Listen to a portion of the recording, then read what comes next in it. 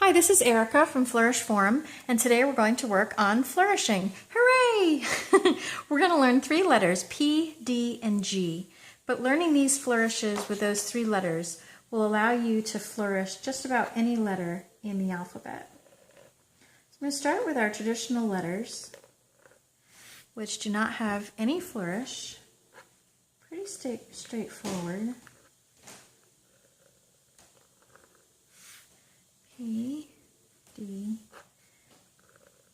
and G. And you notice that my hand is actually moving when I'm doing these letters. Very controlled movements. And what's important to remember when flourishing is that the movement comes from your shoulder. So your hand stays stationary and it's your shoulder that does the movement. This allows more graceful lines and for the flourish to just flow. I like to start with a thin line for the P, lose that squared off top, which just makes it a little bit more graceful. Sometimes I come around and form a bowl, a little bit different from the traditional engrosser script P.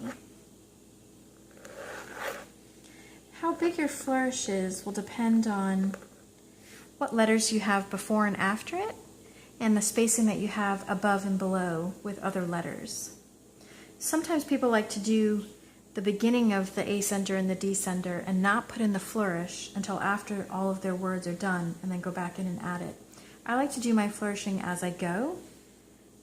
It's just helpful to me for spacing purposes. Now the D can be tricky, and I've learned how to do it a little bit different. You start about halfway down the bowl where the descender would ordinarily connect with the letter, and then you go up.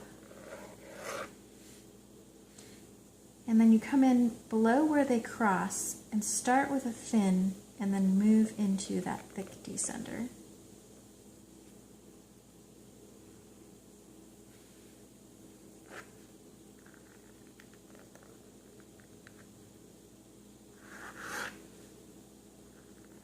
This takes a lot of practice, but once you learn that, you can use it for other letters as well. For example, the H.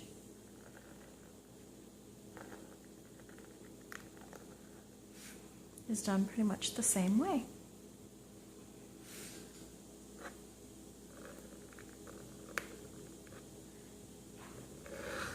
The possibilities with flourishing are endless. There are so many different flourishes. It's helpful to learn a few that you have in your repertoire so that you'll be able to spontaneously flourish as you go.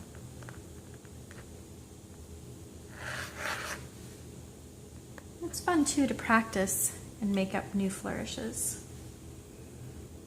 This one's a little trickier. Make sure you have plenty of ink on your nib.